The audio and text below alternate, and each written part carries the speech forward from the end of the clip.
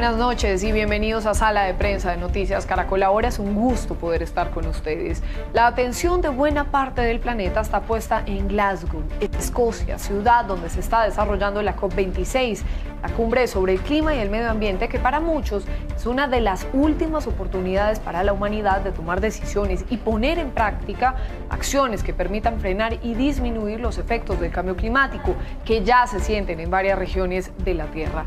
En el tercer día de esta cumbre climática se establecieron dos importantes compromisos a los que se han suscrito más de 80 países. Uno de ellos, acabar con la deforestación para 2030. Más de 80 naciones acordaron recortar a un 30% al final de esta década sus emisiones del muy contaminante metano, el gas responsable de más de 25% del calentamiento global. Según la presidenta de la Comisión Europea, reducirlo más rápidamente ralentizará inmediatamente el cambio climático. Reducir las emisiones de metano es una de las cosas más efectivas que podemos hacer para reducir el calentamiento global a corto plazo y mantener los 1,5 grados Celsius. Es la fruta que cuelga más baja. Uno de los principales países que lidera la propuesta es Estados Unidos, que anunció su plan para cumplir con ese propósito. Urgió a más naciones a unirse. Proponemos dos nuevas reglas, una a través de nuestra Agencia de Protección Ambiental que reducirá las pérdidas de metano de los oleoductos y gasoductos nuevos y existentes, y una a través del Departamento de Transporte para reducir derroches peligrosos de las tuberías de gas natural. El metano tiene un efecto invernadero 80 veces más potente que el dióxido de carbono y sus fuentes, como las minas de carbón a cielo abierto y el ganado, que han recibido relativamente poca atención hasta ahora. No es solo entre ahora y 2050, lo que haremos entre ahora y 2030 tendrá un impacto significativo en si seremos capaces de cumplir con nuestro compromiso a largo plazo.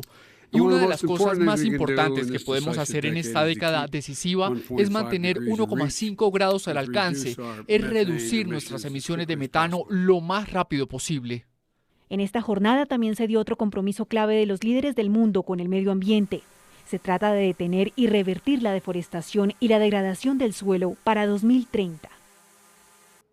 Y Colombia se sumó a varias de estas iniciativas mundiales para la reducción de gases de efecto invernadero promovidas en la COP26.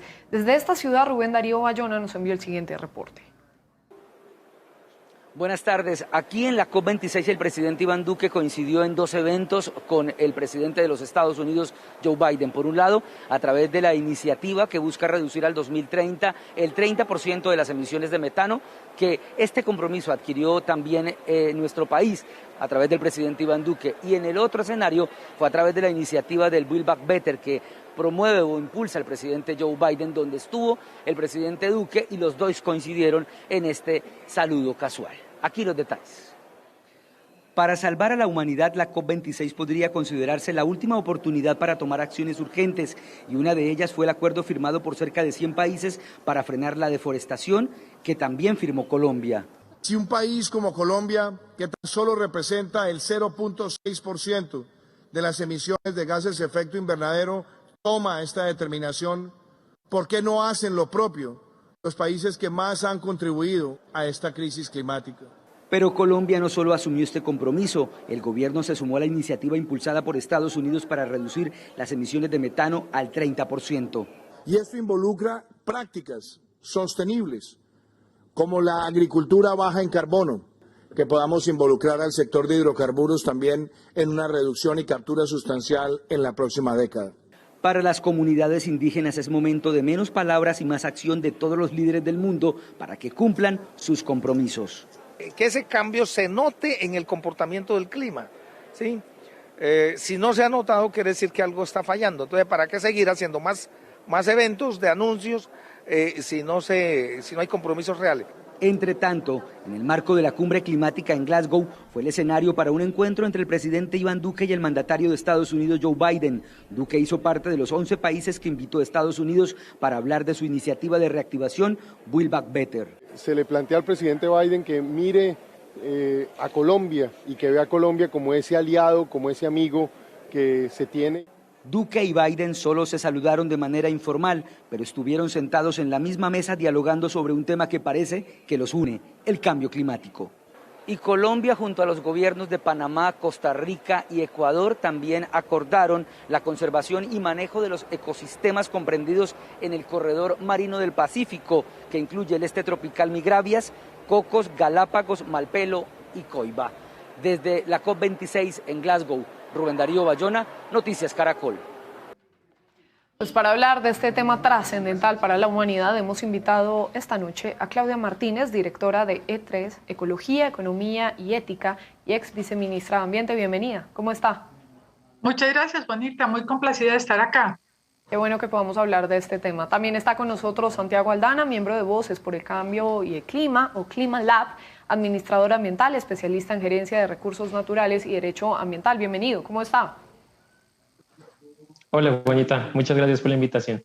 A usted por estar con nosotros. Bueno, vamos a estar entonces los tres hablando. Qué bueno que puedan estar acá. Y les pregunto, un primer acuerdo de 80 países en la COP26 hoy es recortar un 30% al final de esta década las emisiones del muy contaminante gas metano, responsable de más del 25% del calentamiento global.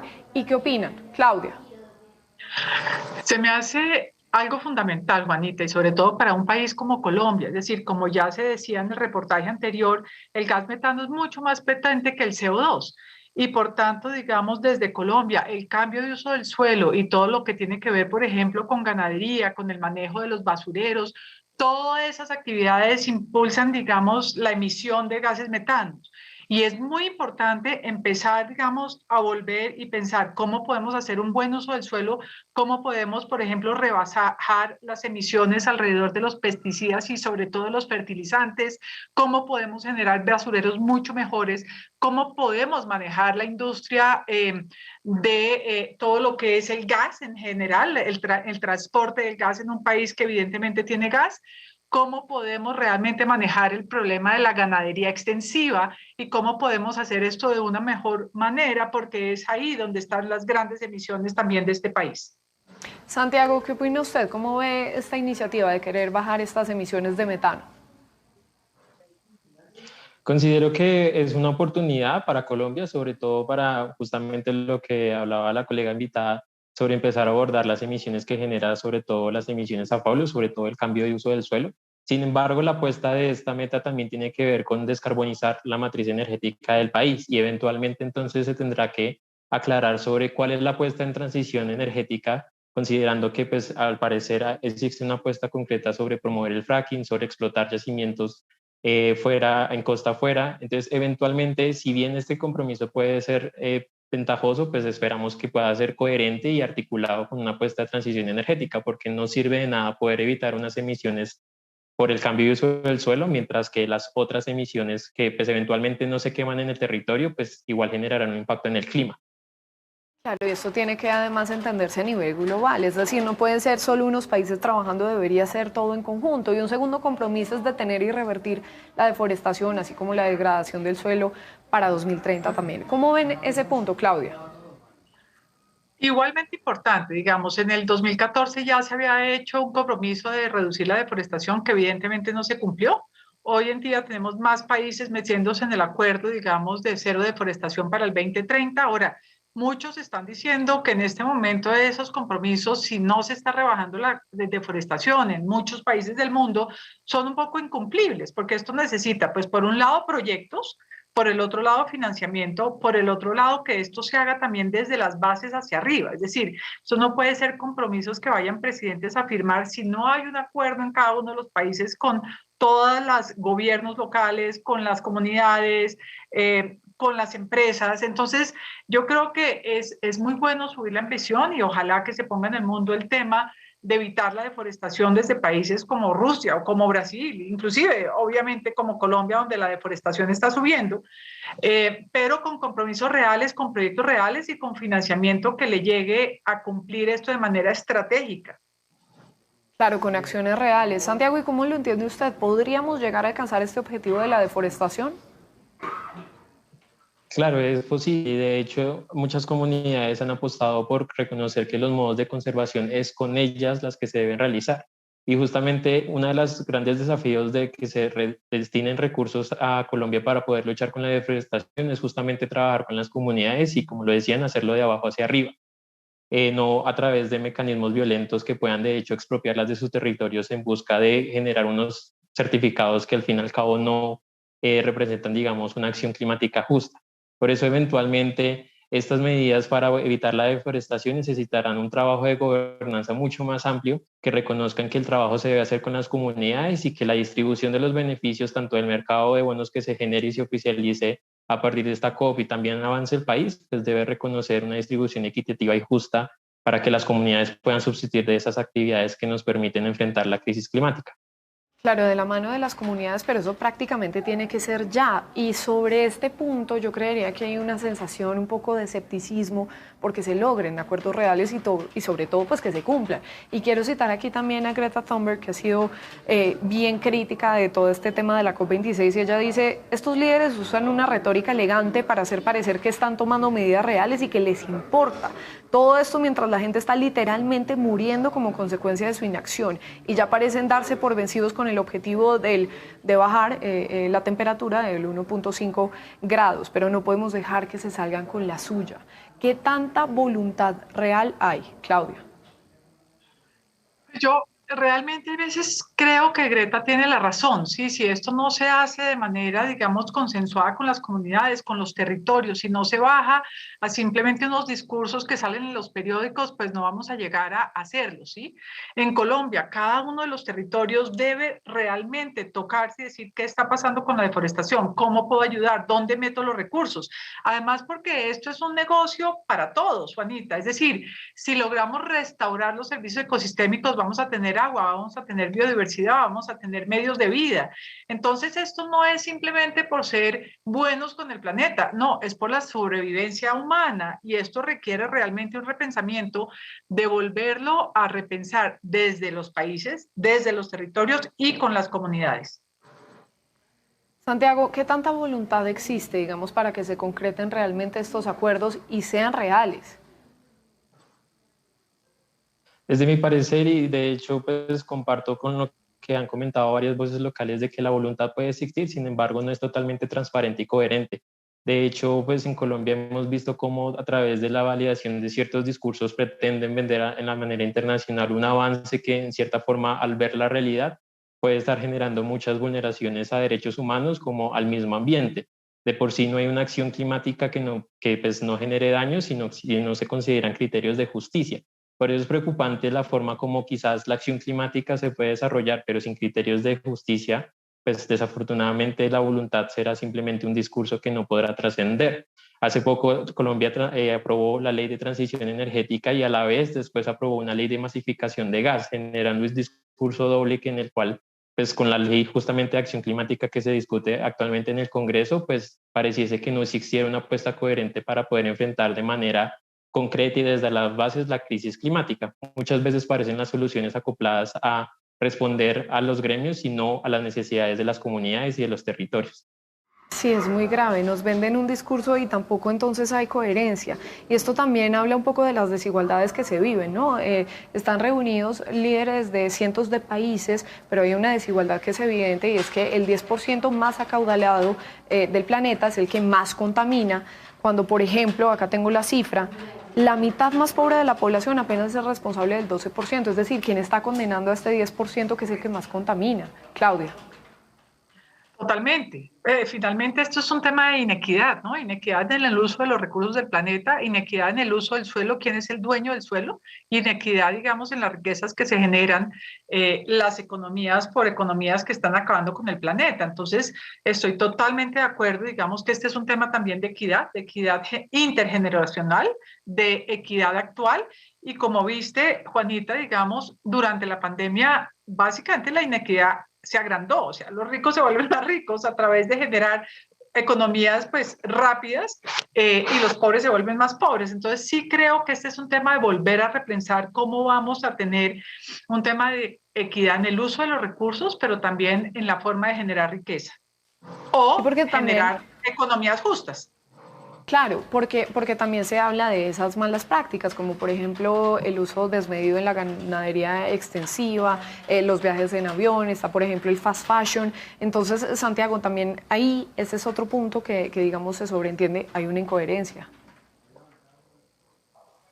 Claro, de hecho, el Acuerdo de París, cuando se construyó, reconocía el principio de las responsabilidades compartidas pero diferenciadas, pero curiosamente el acuerdo solo abordó responsabilidades de las partes, de los países, como este reconocimiento de figuras políticas que justamente ahorita están reuniéndose para definir ciertos compromisos.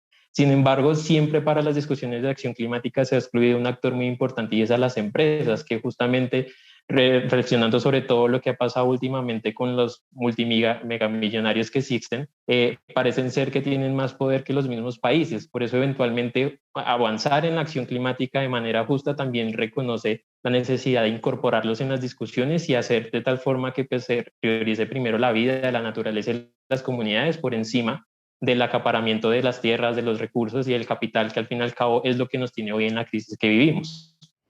Claro, y sobre eso es preocupante que China, por ejemplo, que es quizá el país que más contamina en el mundo, ni siquiera hace parte activa de esta cumbre en Glasgow, Claudia. Total, es decir, ellos finalmente, digamos, están hablando del tema de la deforestación, tienen la cumbre de biodiversidad en sus manos, ¿sí? Y podrían hacer la gran diferencia, pero es muy preocupante, es que realmente si China no se mete, si India, por ejemplo, que ahorita pateó, digamos, los compromisos para el 2070 y no el 2050, si Brasil no está en la mesa, pues realmente no estamos haciendo mucho porque son los grandes países que están generando las emisiones. Entonces yo creo que hay que repensarse y realmente volver a ver cuál es la responsabilidad en términos, digamos, del planeta, de estas grandes economías que están liderando realmente el devenir del mundo, ¿no? Lo que coman los chinos, Juanita, va a generar, digamos, más o menos emisiones en el planeta, así de fácil. Sin duda. ¿Y cómo lo ve usted, Santiago, el hecho de que China ni siquiera esté participando? Considero que es afortunado, de hecho, sobre todo por digamos, la importancia económica que tiene pues, a nivel global. Sin embargo, a pesar de que ellos no estén aportando, pues esto no exime a otros países a promover una acción climática desde la adaptación como mitigación. Muchas veces se reconoce, por ejemplo, en el caso de Colombia, que el país no emite como otras potencias. Sin embargo, es que cuando uno empieza a calcular las emisiones que de los recursos que se explotan acá, pero que se consumen en otros territorios, es ahí cuando tenemos responsabilidad. Por eso es tan importante en asuntos de mitigación empezar a plantear la idea de no neutralizar las emisiones, sino de descarbonizar la matriz energética. Y justamente es ahí donde empezamos a ver esas responsabilidades comunes pero diferenciadas que en cierta forma incluso países como nosotros que a veces nos salvamos de esa responsabilidad, de hecho tenemos mucho más responsabilidad de la que reconocemos públicamente.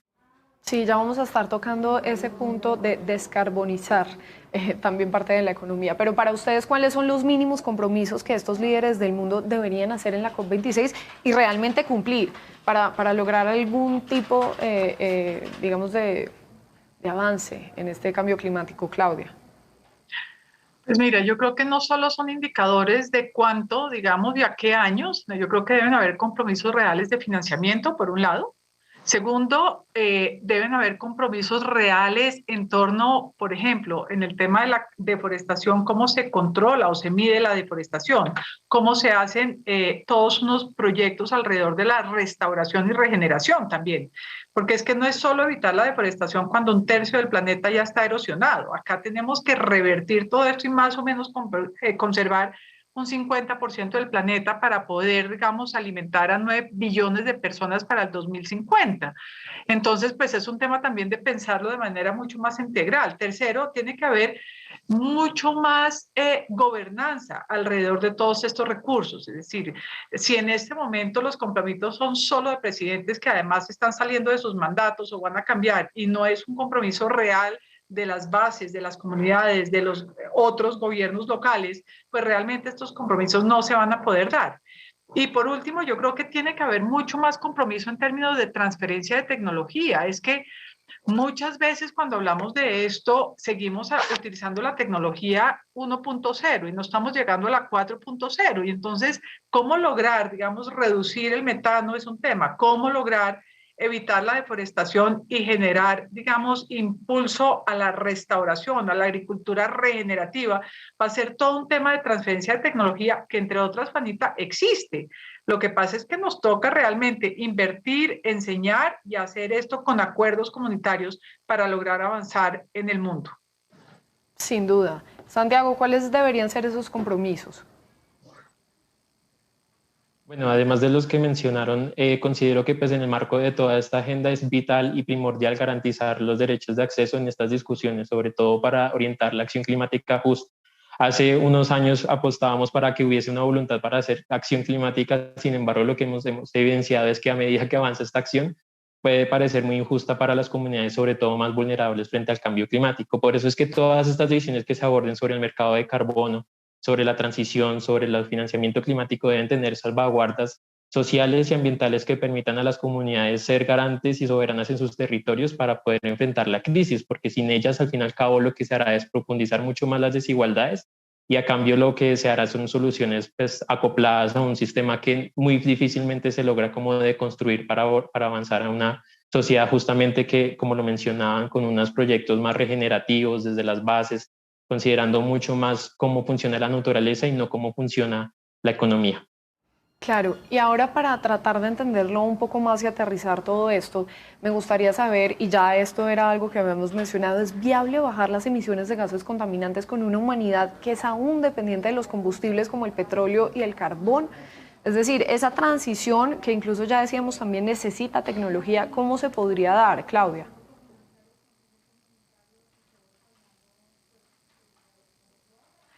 Claudia, no te estamos escuchando. Perdón, había puesto mute, sí, qué pena. Tranquilo. No, Sí. eso es una pregunta muy interesante, Juanita, porque pues realmente lo que está pasando es que ya están probadas las energías alternativas en el mundo. Sin embargo, curiosamente, después de la pandemia, todas las economías volvieron a los combustibles fósiles, por eso estamos viendo el precio del petróleo subir, ¿sí? Lo cual es totalmente contradictorio, porque realmente sí sabemos que están probadas, digamos, las otras tecnologías, que los precios han bajado, porque el tema, digamos, hace unos 5 o 10 años era el precio, digamos, de energético, pero hoy en día ya sabemos que eso se puede y se da. Entonces yo creo que es un tema realmente de seguir con estos monopolios que están siguiendo, digamos, dominando las economías, todos los países petroleros, todas las industrias petroleras y de gas, todos los que están, digamos, en las industrias extractivistas, que evidentemente están haciendo el lobbying para que todo esto se dé y juegan con los precios, digamos, energéticos mundiales. Entonces yo creo que ahí hay un tema que debemos repensar. Yo creo que un país como Colombia, por ejemplo, tiene una energía más o menos limpia por sus temas hídricos, pero también ha tenido toda la posibilidad de las subastas de energías alternativas. Creo que se deben entrar con mucha más fuerza, además, porque si uno solo lo ve desde el punto de vista hídrico, por ejemplo, pues también hay un riesgo. La energía hídrica no es confiable en temas de cambio climático, donde lo que más va a estar impactado va a ser el agua. Entonces tenemos que tener, digamos, una matriz mucho más equitativa en términos de energía, y yo creo que sí se puede dar la transición, por lo menos energética, porque está aprobada. Ahora, en otros tipos de temas, por ejemplo, el transporte o por ejemplo el sector AFOLU, creo que también hay posibilidades reales. Es decir, yo dirijo la coalición para la alimentación y uso del suelo en Colombia y también en varios países del mundo, y lo que hemos visto es que realmente los sistemas alimentarios y uso del suelo hoy en el mundo le producen al mundo más o menos 10 trillones de dólares, mientras que le cuestan 12 trillones de dólares, es decir, le cuestan más al planeta de lo que le producen. Y evidentemente todo lo que hemos analizado es que con muy poca inversión relativa podemos transformar la manera en que utilizamos el suelo, y es posible transformar los sistemas alimentarios. Ahí un país como Colombia tiene todas las de ganar, porque realmente es ahí donde están nuestras mayores emisiones.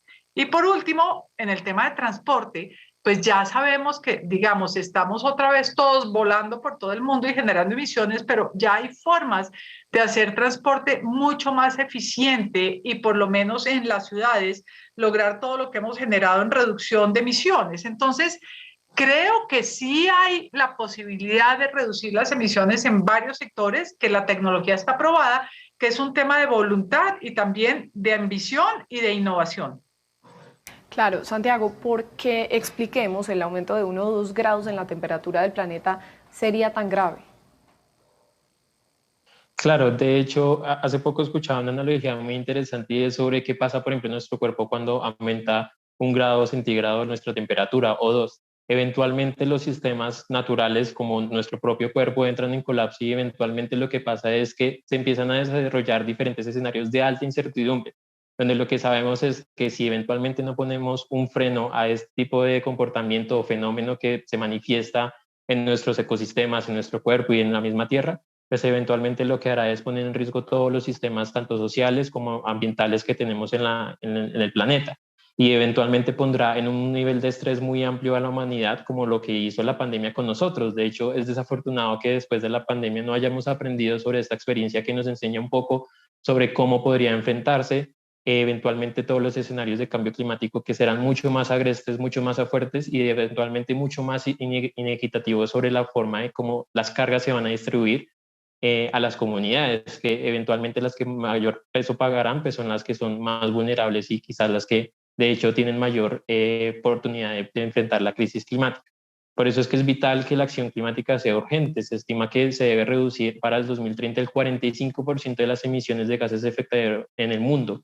Y eventualmente, si no rompemos el diálogo de esto de adaptar discursos para luego borrarlo con la otra mano, pues eventualmente no se podrá desarrollar nada y caeremos en estos escenarios especulativos que, pues lo que sí está cierto es que muy seguramente la humanidad tendrá que readaptarse y encontrar otras formas de poder soportar este modelo que pues inevitablemente pues es insoportable. Sí, es devastador como suena, y hay quienes sostienen además pues que esta cumbre COP26 es la última oportunidad de enfrentar un posible desastre ambiental. Y sobre eso, Claudia, también le quisiera preguntar, pues Colombia está haciendo presencia allí en Glasgow, está hablando del tema, pero ¿no es paradójico un poco que ni siquiera, bueno, ya está, digamos, en trámite, entraría en trámite eventualmente en el Congreso el Acuerdo de Escazú, pero ni siquiera está aprobado? Total.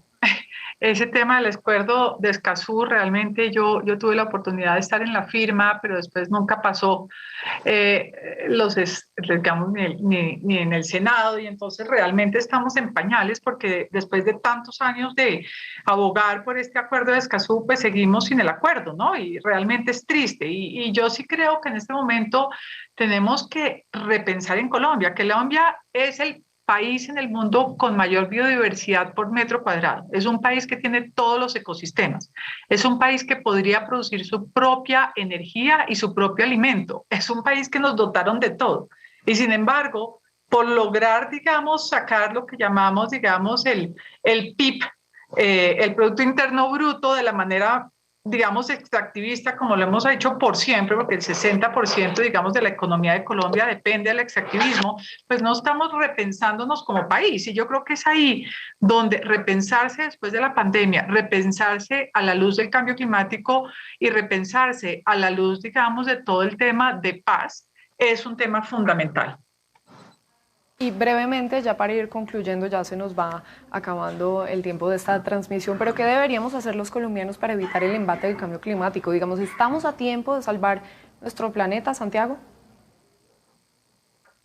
Claro, yo considero que un primer acto es exigir que se firme el Acuerdo de Escazú. A través de la garantización de los derechos de acceso a la justicia, la participación en la información, podemos tomar decisiones mucho más participativas y coherentes, sobre todo con la forma como la naturaleza nos expresa su urgencia para ser abordada y regenerada después de tanto daño que le hemos hecho. Si nosotros no garantizamos estos derechos, eventualmente la acción climática va a ser injusta y va a seguir replicando modelos que van a profundizar mucho más la crisis. Por eso es que es tan importante estos mecanismos. De hecho, recientemente Climate Tracker estableció que los compromisos de Colombia son insuficientes respecto a lo que en realidad se exige, y sobre todo tiene esta insuficiencia, digamos, lo expresa la insuficiencia porque no existe información clara sobre cómo se va a hacer, y ahí parte justamente la oportunidad del Acuerdo de Escazú para tejer esta agenda de acción climática y eventualmente lograr que la voluntad política no quede en palabras, sino que se trascienda en acciones que pues, se construyan desde abajo arriba con las comunidades que tanto necesitamos información para poder enfrentar este complejo fenómeno que estamos viviendo actualmente. Sí, también como lo decía un líder indígena, ojalá esas promesas y cambios se noten en el comportamiento del clima, porque tal cual como estamos, pues algo sigue fallando. Y decía este líder también, ¿para qué tantos eventos y tantos anuncios si no hay un compromiso real sobre el cambio climático? Pues hay muchos responsables, pero sin duda unos más que otros. Son Santiago Aldana, miembro de Voces por el Clima o Clima Lab, administrador ambiental, especialista en gerencia de recursos naturales y derecho ambiental. Gracias, Santiago, por su tiempo. Muchas gracias, Juanita, por este espacio. Y también Claudia Martínez, directora de E3 Ecología, Economía y Ética y experta en temas de cambio climático. Muy amable. Muchas gracias, Juanita, y a toda la audiencia. Un abrazo. Sí, a los dos muchísimas gracias. Muy bien, hasta aquí Sala de Prensa de Noticias Caracol Ahora. Los vamos a dejar con el segmento económico Signo Pesos. Buenas noches y hasta la próxima.